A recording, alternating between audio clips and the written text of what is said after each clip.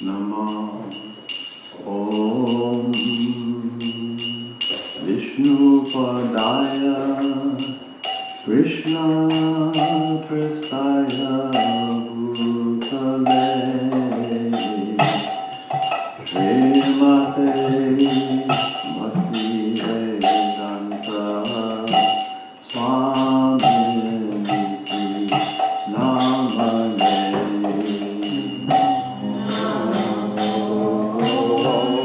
Vishnu Padaya Krishna Prasthaya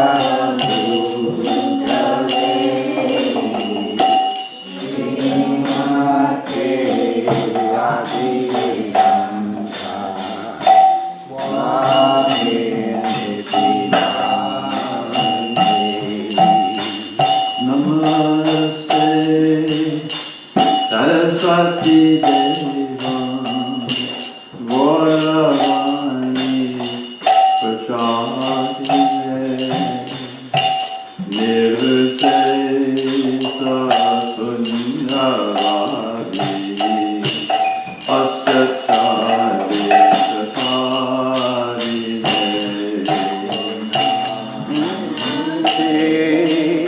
Saraswati Gauravani Prachadine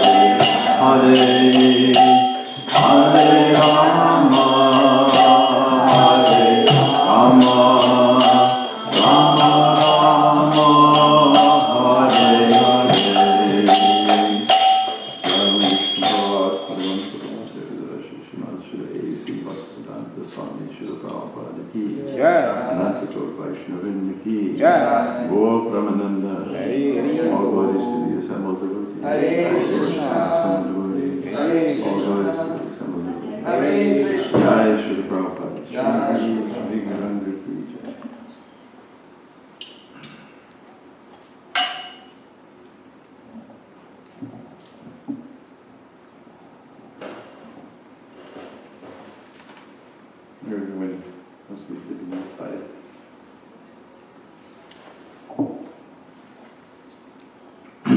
Om Agna Gamandasya Gina Gina Salakaya Chaksuramidatan Tasmai Sri Gurave Namo Vishnu Padaya Krishna Prasthaya Mitare Srimate Bhaktivedanta Swami Namaste Saraswati Devi Gauravani Pracharine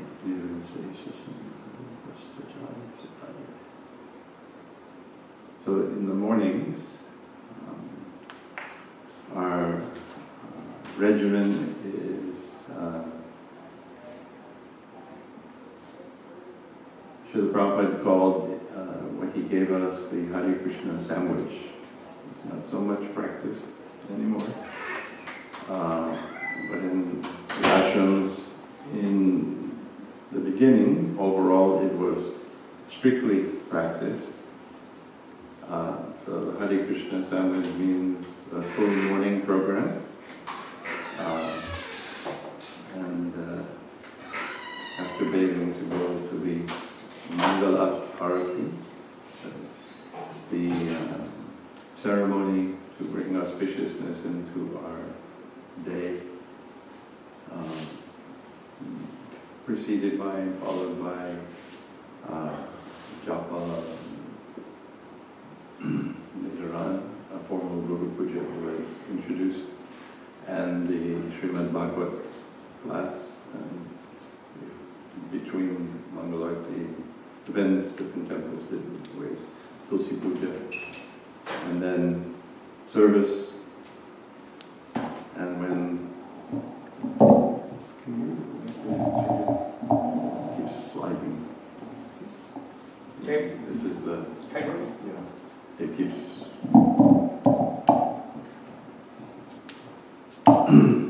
And after a hard day of service for Krishna, then the other side of the sandwich, the Gaur Arti and Gita class, and then some prasadam. And what was the last thing? Does anybody know what?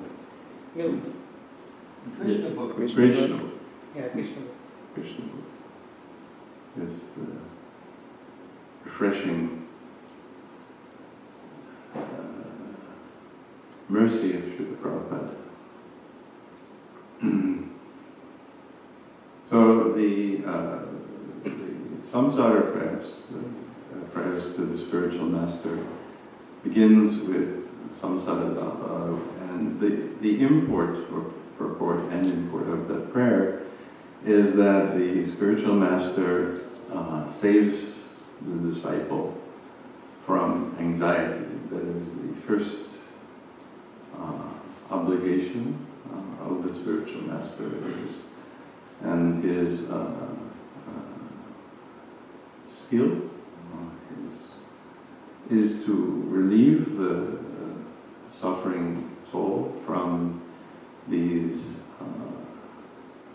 onslaughts of anxiety that permeate every activity in the life that is disconnected from Krishna. So the art of that skill rests on of course, the transcendental mercy of Krishna that the spiritual master brings to the disciple. And in this Kali Yuga, the transcendental mercy is fully compacted in the 16 syllables that we chant in the Maha mantra. It could be called the Maha mantra. Nam Namakari Bahudam Jisha Saktis. Which gives the potential of immediately extinguishing all of the blazing anxiety unlimitedly for each and every conditioned soul, and enlivens those souls that are very disconnected by the mercy of Guru and Krishna from being mesmerized and entrapped and ensnared within the cocoon of this material energy. This material energy is like a quicksand that you put your foot in the sand, and actually if you've ever encountered quicksand or anything like that, the best thing is not to move at all, because the more that you move, the more that you struggle, the more that you're going to become entrapped and helpless. So this feeling, or perhaps better put, the realization of helplessness, is the inherent quality for a person who wants to present as a disciple before an enlightened soul. When we feel helpless, then we'll reach out and accept the help, and hopefully gratefully. So the essence of what the spiritual master gives in the form of enlightenment, the Guru and Krishna, they're partners.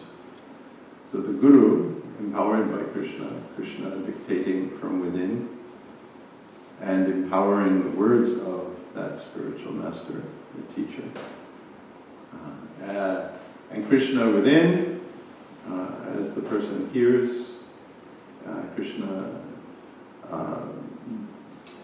freeing the listener from the ignorance of the modes of material nature, which prohibit or inhibit understanding the transcendental sounds. And then Krishna within, the Dhammi Buddhi of enlightening the listener to the truth of the Vedic wisdom as the spiritual master gives.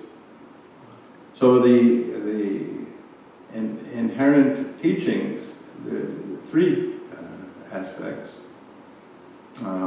First is that and they're related initially to why we're suffering within this material world, and the fact that there is another activity, another life, which is all blissful and distinct from everything that we suffer from. So in this enlightening activity, the spiritual master delivers a fatal truth it seems fatal to the enjoyers in the material world, is that this material world is not for you to enjoy. So that's a wicked message. We're in this material world, and the material energy works in a perfect and clever way to condition us to be wandering through the portals of this universe, the portals of wherever we're going, searching for enjoyment as we see the material energy, as we smell the material energy, as we taste the material energy, as we hear the material energy, as we touch the material energy. Beginning in the mind as we're creating fantasies and concoctions of how our happiness will be achieved through material enjoyment, through the senses. So this illusion is elaborately woven to the point that it cannot be penetrated. It is impossible. Maya Jakshen Parakati Suyate Saracha. It is impossible for the living entity to see beyond the pales of this material energy and the fantasies that we place on the material world with the aim of enjoying. So the first truth is a bitter truth.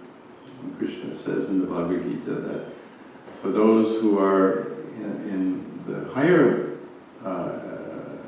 situation of consciousness, this is sweet. But for those who are in the lower echelons of material consciousness, which means material consciousness, this is a very bitter kind of news. That which is bitter in the beginning, but it's sweet in the end. So the bitter news is that we are not to enjoy this material energy. And the corollary and the reason is that we're not the creators of this material energy.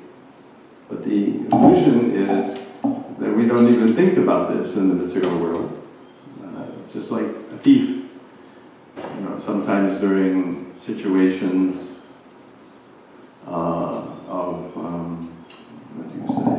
chaos, where there is no orderliness, no rule of law, then people go around, they have riots, and they go to their base nature and they plunder. They'll break into stores, and you can see it on TV. How they're running with the TV, and because their condition, their aim is like, let's get something.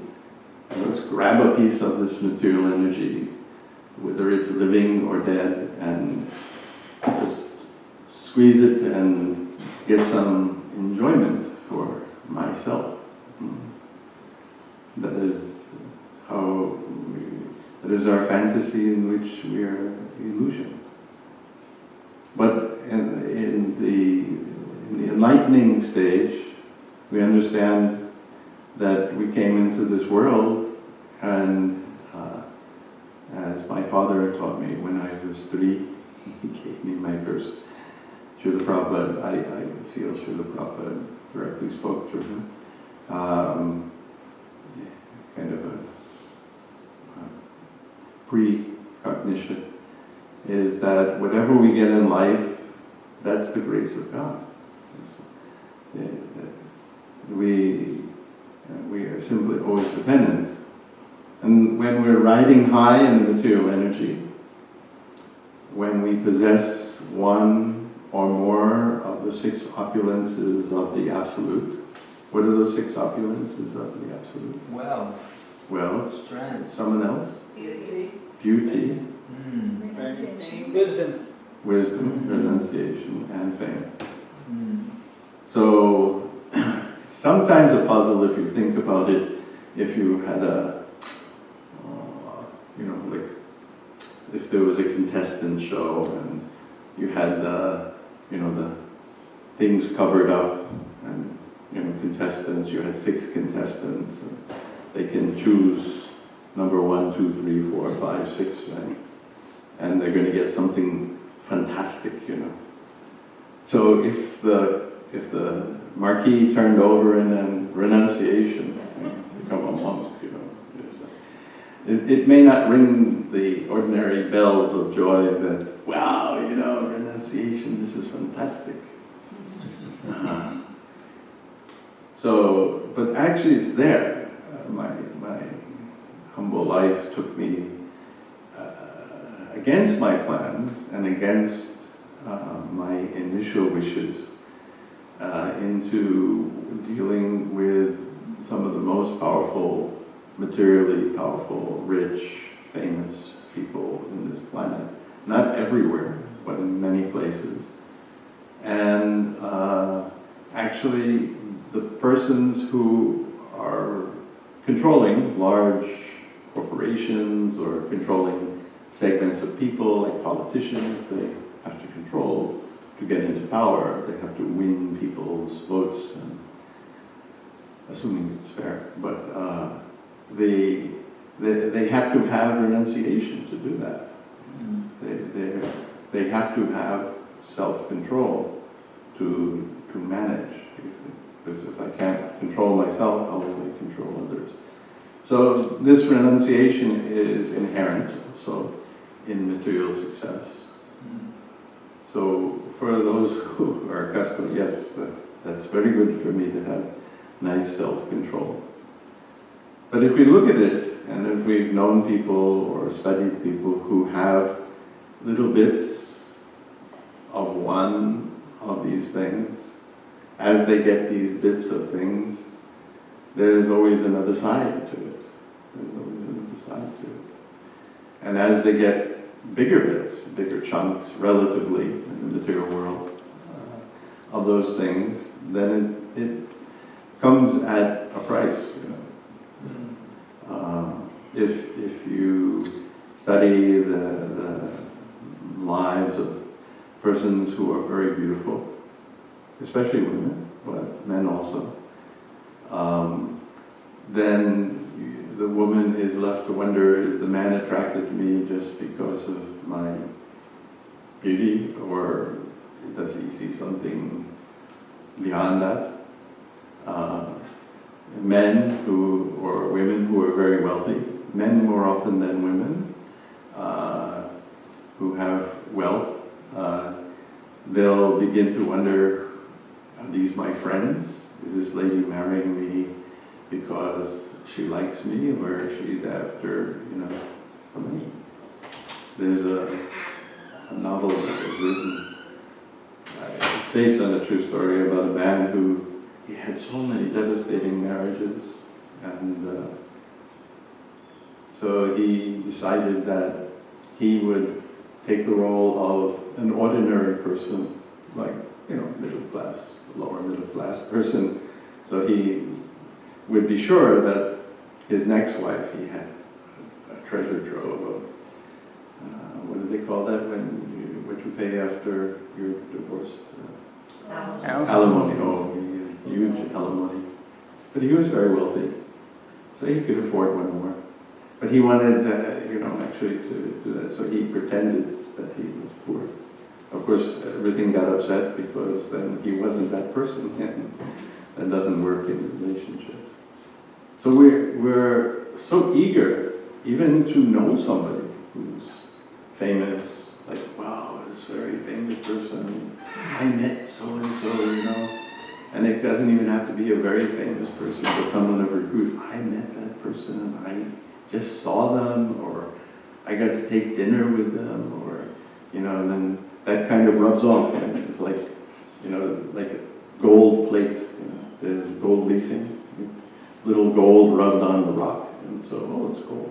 So someone's famous, I rubbed, or I know so-and-so, they're very wealthy, we're best friends, and I know such and such a politician, I got to meet so-and-so, the president, or congressman, I met this congressman, and, because then it's also fame and power. So it rubs off, and we become tantalized by these aspects, these attributes, not of the material energy. These are not attributes of the material energies. These are the attributes of the Supreme Personality of Godhead, who infuses them into his energy, because his energies are, even the material energies, which are technically separate from him, they're not, because they're his creation. So the qualities of the Supreme Personality of Godhead, the spiritual qualities, are inherent in the material energy, but covered. And what is the nature, specific nature of that covering? Is that we have a sense of separation from from the Supreme Personality of Godhead. And that separation may be partial, where there's God, and then there's me, and then there's some portion of which myself, my activities, my senses, my thoughts connect with the Supreme. Or it might be that there's nothing going on, up there. That God is not relevant at all, the extreme. Or even worse, as Maharaj was talking about, the persons who use every bit of intelligence to destroy the possibility of the existence of God. No, it's impossible.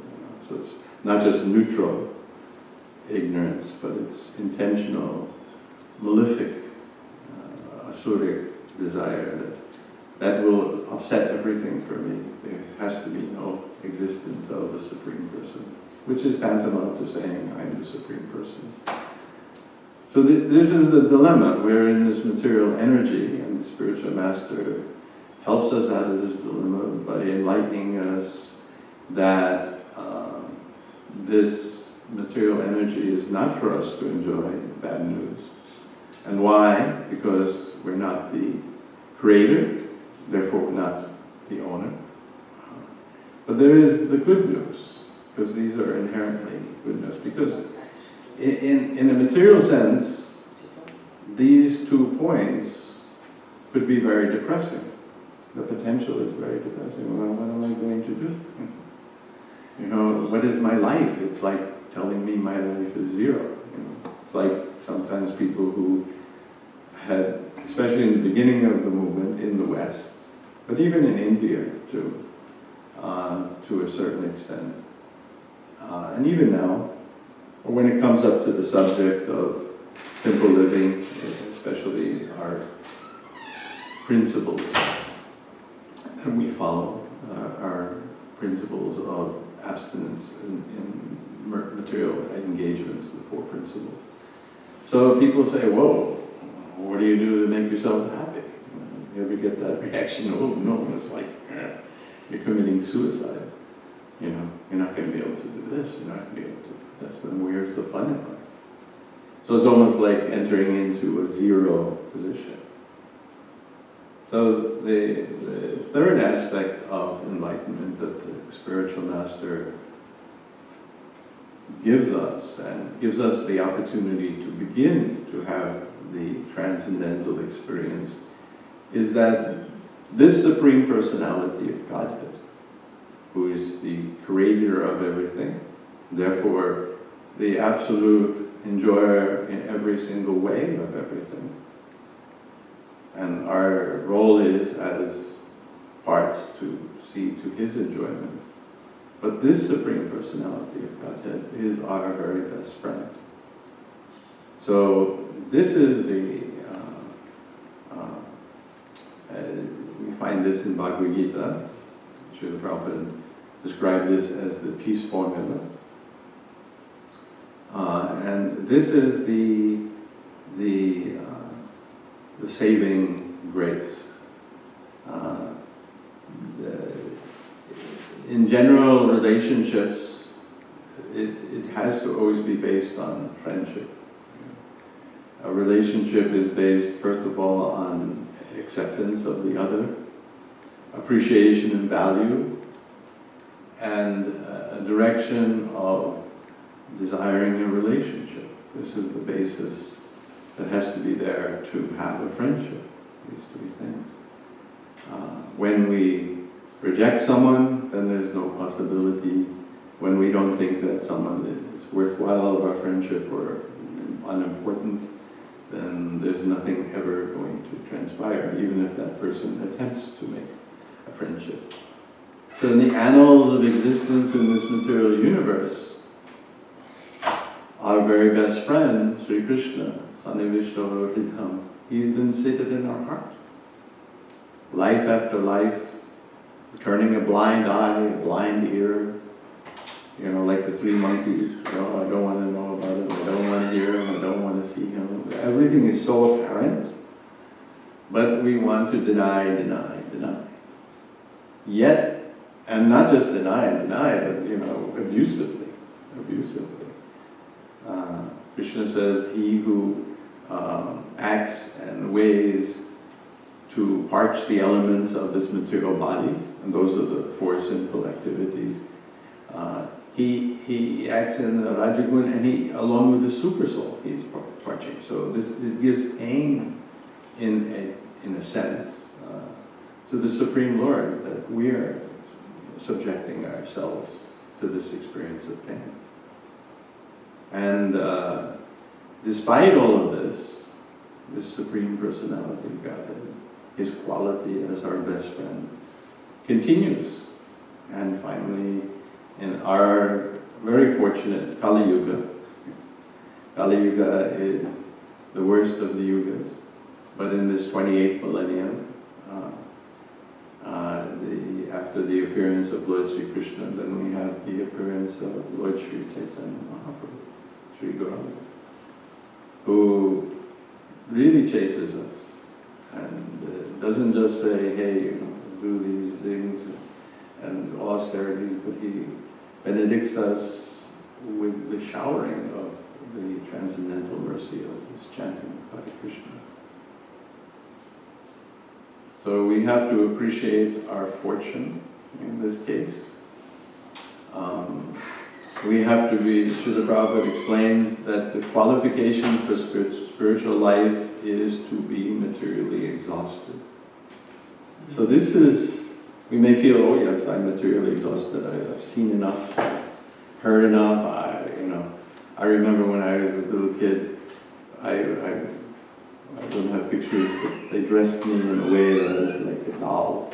I was so, immaculately dressed, so people used to sit me on their lap and tell me their whole everything. So I thought, whoa, this is like pretty bad. Everybody's suffering.